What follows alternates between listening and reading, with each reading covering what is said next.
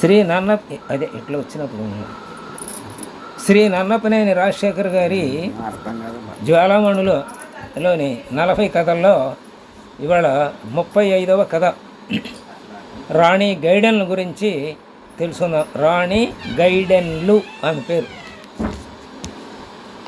భారత స్వాతంత్ర పోరాటంలో అఖండ భారతం నుండి, అంటే అన్ని ప్రాంతాల నుండి కూడా, ఈ అఖండ భారతంలోని అన్ని ప్రాంతాల నుండి, అఖండ భారత్ అంటే బంగ్లాదేశు, పాకిస్తాను, అలాగే నేపాలు, అలాగే ఇటు ఆఫ్ఘనిస్తాన్, అటు బర్మా, ఇటు శ్రీలంక, ఇదంతా కలిసి అఖండ భారత్ అని చెప్తారు. అంటే స్వాతంత్రం మనకి రాకముందు, అసలు బ్రిటిష్ వాళ్ళు ఇక్కడ పరిపాలనకు రాకముందు దీన్నంతా కూడా, ఇదంతా భారతీయ సంస్కృతి వెలిసిల్లినటువంటి ప్రాంతం. ఆఫ్ఘనిస్తాన్ అంటే గాంధార దేశం. ఇప్పుడు అదంతా ముస్లింల మయమైంది.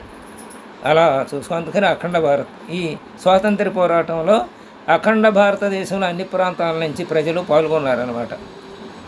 అలా ఈమె అక్కడ నుంచి, అలా అఖండ భారత్ నుంచి పాల్గొన్న ప్రజల్లో కేవలం ఏదో కొన్ని కులాలకు, కొన్ని ప్రాంతాలకు, లేక కొన్ని లింగ వివక్ష లేకుండా స్త్రీ పురుషులు పాల్గొన్నారు.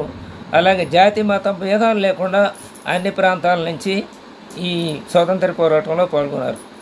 అలా పాల్గొన్న వాళ్ళలో ఈశాన్య భారతం నుంచి 2 మహిళా నాయకురాలు పాల్గొన్నారు. మనం ఇంతకుముందు ఇందులో 12వ కథగా ఒక రోపు ఇలియాని అనే ఆమెను గురించి తెలుసుకున్నాం ఆ ప్రాంతంలో. ఇప్పుడు ఆ ఈశాన్య ప్రాంతంలో ఆమె రాణి గైడెన్ల గురించి తెలుసుకుంటున్నాం. ఈ గైడెన్లు 1915 జనవరి 26వ తేదీన మణిపూర్ రాష్ట్రంలోని టమెంగాంగ్ జిల్లాలోని నుంగ్కావ్లో రోంగ్మీ నాగా తెగకు సంబంధించిన రొటియన్లియు లోధోనాంగ్ల దంపతులకు జన్మించింది. రొటియన్లియు లోధోనాంగ్ దంపతులు అన్నమాట, వాళ్ళకి జన్మించింది. ఇది పర్వత ప్రాంతం కదా, ఇదంతా ఈశాన్యంలో మణిపూర్ రాష్ట్రంలో ఎక్కువ పర్వత ప్రాంతం ఉంది. ఈమె పుట్టింది కూడా పర్వత ప్రాంతంలో. అక్కడ పాఠశాలలు లేవు పెద్దగా, అందుకొని చదువుకోలే ఆమె. అయితే చిన్నతనంలోనే అక్కడున్న పరిస్థితులు, అనుభవం కారణం చేత ప్రజల బాధలను తెలుసుకుంది. ఎలాగైనా సరే జాతి పరిరక్షణ కోసం కృషి చేయాలని నిర్ణయించుకుంది. 13వ ఏట నాగజాతి నాయకుడు గురువు హైసావు జుడోనాంగు, అంటే నాగజాతి నాయకుడు ఆయన ఉన్నాడు, ఆయన వాళ్ళ గురువుగా భావించేవాడు. ఆయన పేరు హైసావు జుడోనాంగు. ఆయన బోధనలో పట్ల బాగా ఆకర్షితురాలైంది. అంటే ఆయన బోధనని విని ప్రభావితం చేశాయన్నమాట. జుడోనాంగో హైరాకా మత ఉద్యమాన్ని ప్రారంభించాడు ఆయన. ఆ ఉద్యమ ఆశయం ఏంటంటే నాగజాతిని పునరుజ్జీవనం చేయించాలి, అట్లాగే బ్రిటిష్ వారి పరిపాలన అంతం చేయాలి, అలాగే నాగజాతి వారి పరిపాలనని తీసుకురావాలి అక్కడ. ఇది వీరి ధ్యేయం. ఇది హెరాకా మత ఉద్యమం యొక్క ధ్యేయం. వీరి రోంగ్మీ తెగవారితో పాటు, వీరందరూ రోంగ్మీ తెగవాళ్ళు అన్నమాట ఈ గైడెన్లు. వాళ్ళతో పాటుగా ఇంకా అక్కడ కొన్ని తెగలు ఉన్నాయి. జెమ్ తెగ, యాంగ్మై తెగ, రోంగ్మై తెగ, ఇలాంటి ఇతర తెగల జాతి ప్రజలు కూడా ఈ హెరాకా ఉద్యమానికి చాలా మద్దతు ఇచ్చారన్నమాట. ఇక 1931 ఆగస్టు నెలలో ఈయన జుడోనాంగ్ గారు మరణించారు. అంటే హెరాకా మత ఉద్యమ స్థాపకుడు.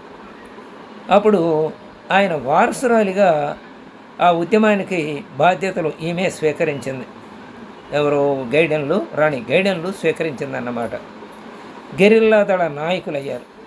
గెరిల్లా దళము అంటే మైదానాల్లో యుద్ధం కాకుండా కొండ ప్రాంతాల్లో అక్కడ ఉండి వచ్చేటువంటి శత్రువుని ముప్పు తిప్పలు పెట్టడం, అందుకోసం వాళ్ళని గెరిల్లా నాయకులు అంటే. అలాంటి ఉద్యమాలు నడిపేవాళ్ళని అలా కొండల మీద కనపడకుండా అక్కడక్కడ ఉండి చేసేవాళ్ళు.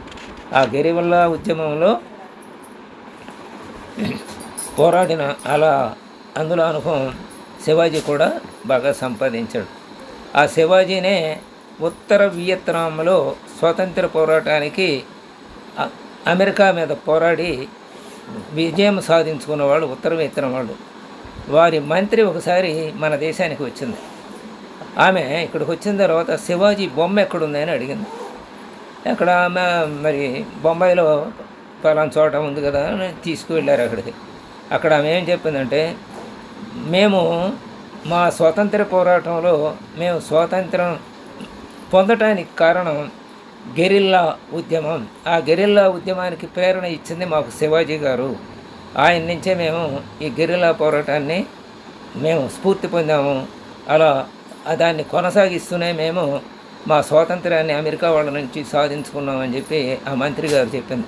ఆమె స్త్రీ మూర్తి, ఒక రక్షణ శాఖ మరి ఏం చేసిందో కానీ గుర్తులేదు. ఓసారి మన దేశానికి పర్యటనకు వచ్చిందనమాట.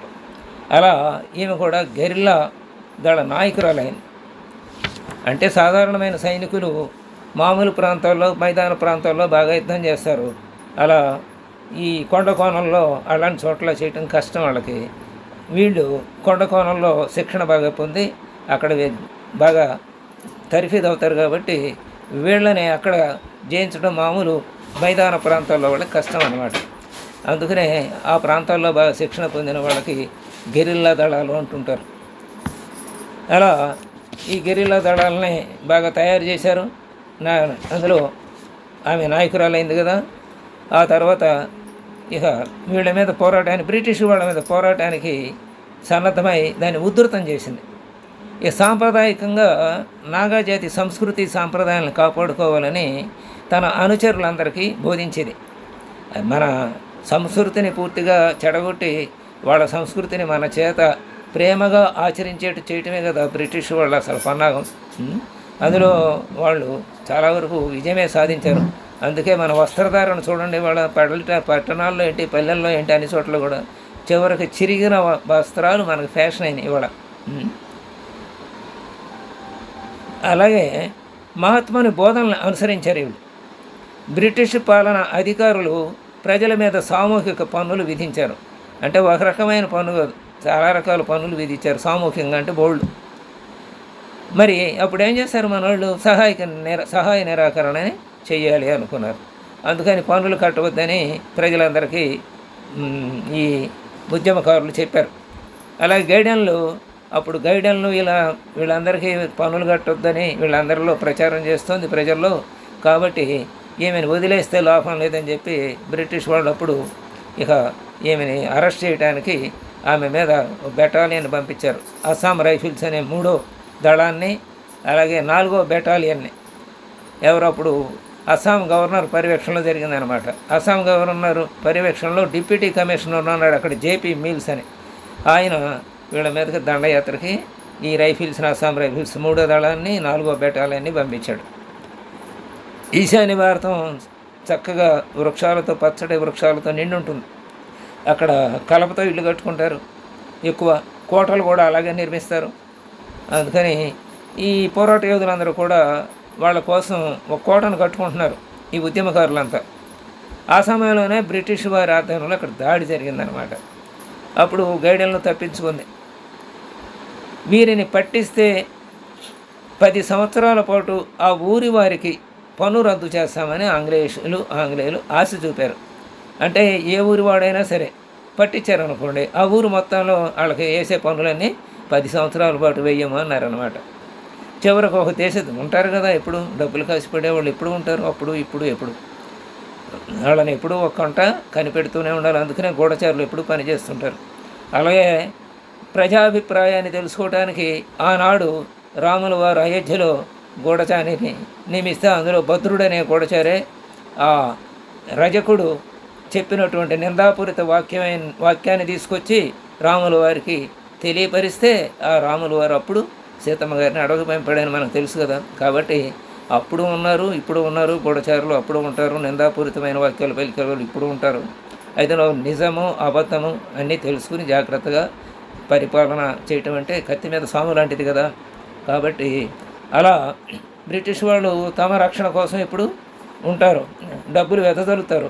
ఇవాళ కూడా జార్జ్ సోరోస్ అనే అమెరికా ట్రిలియనీర్ వెదజల్లి ఇక్కడ జాతీయ ప్రభుత్వాన్ని లేకుండా చేయాలని ఇప్పటికీ ప్రయత్నిస్తున్నాడు. రేపు ఎన్నికల్లో కూడా అదే అంత ప్రయత్నం చేస్తూనే ఉన్నాడు ఆయన. ఎన్నికల్లో ఇప్పుడున్న ప్రభుత్వం పడిపోవాలి అని. సరే, అలాంటి దేశద్రోహులు ఎప్పుడు ఉంటారో ఆ దేశద్రోహులు ఏం చేశారు, ఆసూకి ఇచ్చారు ఈ బ్రిటిష్ వాళ్ళకి. ఆమెని కెనోమా అనే గ్రామంలో ఈ గైడెన్లను అరెస్ట్ చేశారు. బ్రిటిష్ అధికారి కల్నల్ మెక్డొనాల్డ్ ఏం చేశారంటే వీరిని జైల్లో బంధించారు. అంటే గైడెన్లని ఇంకా కొంతమంది అనుచరులని 10 నెలల కాలం సుదీర్ఘంగా విచారణ జరిపారు కోర్టులో. చివరకు జీవితాంతం ఖైదు విధించారు ఈమెకి. ఆ బ్రిటిష్ కర్కశ అధికారులు అలా పనిచేశారన్నమాట. ఇక 1933 సంవత్సరం నుండి 14 సంవత్సరాలు, అంటే 1930 నుంచి 1947, అంటే మనకు స్వతంత్రం వచ్చే వరకు కూడా ఈమె 14 సంవత్సరాల పాటు ఖైదులోనే ఉంది. అక్కడ గౌహతి, షిల్లాంగ్, ఐజ్వాల్, తురా ఈ 4 చోట్ల జైళ్ళు ఉన్నాయి. ఈ 4 చోట్లకు మార్చారన్నమాట ఆయన ఈ జైలు శిక్షలు కూడా. మళ్ళీ ఒకే చోట ఉంచకుండా, ఒకే చోట ఉంచితే మళ్ళీ అక్కడ ఉన్న మిగతా శిక్షలు అనుభవించే వాళ్ళని ప్రేరణ ఇస్తుందేమోనని అలా మారుస్తూ ఉంటారు. ఒకసారి జైలు కూడా మారుస్తుంటారు. సుదీర్ఘకాలం జీవిత ఖైదీగా శిక్ష అనుభవించిన తొలి మరియు ఏకైక భారతీయ మహిళగా రికార్డు సృష్టించారు. అంటే భారతీయ మహిళల్లో ఎవరికి ఎన్నాళ్ల పాటు శిక్ష పడలేదన్నమాట అప్పటి వరకు. ఆ జైల్లో మామూలు శిక్ష కాదు, చిత్రహింసల పాలు కూడా చేశారేమి. 1937 సంవత్సరంలో షిల్లాంగ్ జైలులో జవహర్లాల్ నెహ్రూ గారు గైడెన్లను కలుసుకున్నారు. రాణి గైడెన్లని కలిశారన్నమాట. నెహ్రూ వీరిని కొండల రాణి అని, నాగాల రాణి, నాగా జాతి వాళ్ళు కదా, అందుకని నాగాల రాణి గైడెన్లు అని గౌరవించారు. వీరిని జైలు నుండి విడుదల చేయిస్తానని మాట కూడా ఇచ్చారు నెహ్రూ గారు.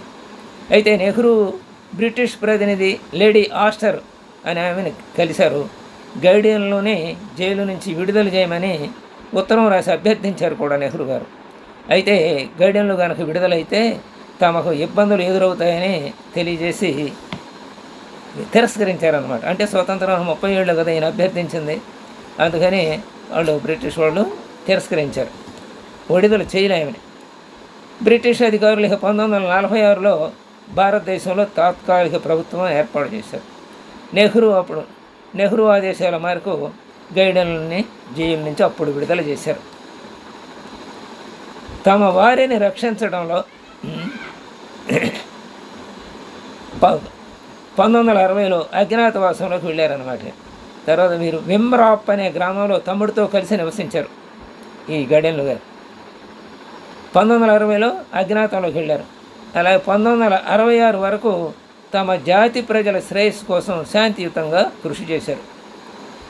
చాలా చిన్న వయసులోనే ఉద్యమ నేతగా మారిన ఒక స్వాతంత్ర్య సమర యోధురాలిగా, అలాగే సుదీర్ఘకాలం జీవిత ఖైదీగా జైల్లో మగ్గి చిత్రహింసలు అనుభవించిన ఒక గొప్ప మహిళగా, కొండ ప్రాంతాల గెరిల్లా దళాలను పోరాట పథంలో నడిపిన ఒక గిరిజన ఉద్యమ నాయకురాలిగా వీరు భారతదేశ చరిత్రలో సువర్ణ అక్షరాలతో లిఖింపబడ్డది ఈమె చరిత్ర. అయితే మనం చదువుకోవట్లేదు కానీ లిఖింపబడింది. ఇప్పుడు 1972 సంవత్సరంలో తామ్రపత్ర గ్రహీత అయింది. అలాగే వివేకానంద సేవా అవార్డును అందుకుంది. 1981 సంవత్సరంలో భారత ప్రభుత్వం వారు పద్మభూషణ్తో సత్కరించారు. ఇక 1993 సంవత్సరం ఫిబ్రవరి 17వ తేదీన లాంగ్ కావ్ గ్రామంలో గైడెన్లుగా మరణించింది. ఇక మణిపూరు, నాగాలాండ్ ప్రభుత్వ అధికార లాంఛనాలతో ఆమెకు అంత్యక్రియలు జరిగాయి. అంటే ఇప్పుడు ఎవరైనా మంత్రులు కానీ ఎవరైనా చనిపోతే ప్రభుత్వ లాంఛనాలతో ఎలా గౌరవిస్తున్నారో అలాగే ఆమెని అప్పుడు అలా మణిపూరు, నాగాలాండ్ ప్రభుత్వాలు రెండు కూడా అధికార లాంఛనాలతో అంత్యక్రియలు చేశారు. 1996 సెప్టెంబర్ 12వ తేదీన మన తపాలా శాఖ వారు రూపాయి బిళ్ళ ఆమె గౌరవార్థం ఆమె బొమ్మతో విడుదల చేశారన్నమాట తపాలా శాఖ వారు. ఇక నాగాలాండ్ స్త్రీ అలంకరణతో రాణి గైడెన్లు శోభాయమానంగా కనిపిస్తుంది. ఈశాన్య భారతానికి అలాగే భారత నారీమణులకు గుర్తింపునిచ్చింది ఈ తపాలా శాఖ. ఆ రకంగా ఈమెని తపాలా శాఖ వారు ఆమె మరణానంతరం మనందరికీ గుర్తు చేసి ఆమె స్వాతంత్ర్య పోరాటంలో పాల్గొన్న ఘట్టాలని మనకి జ్ఞప్తికి తెచ్చారన్నమాట. స్వస్తి.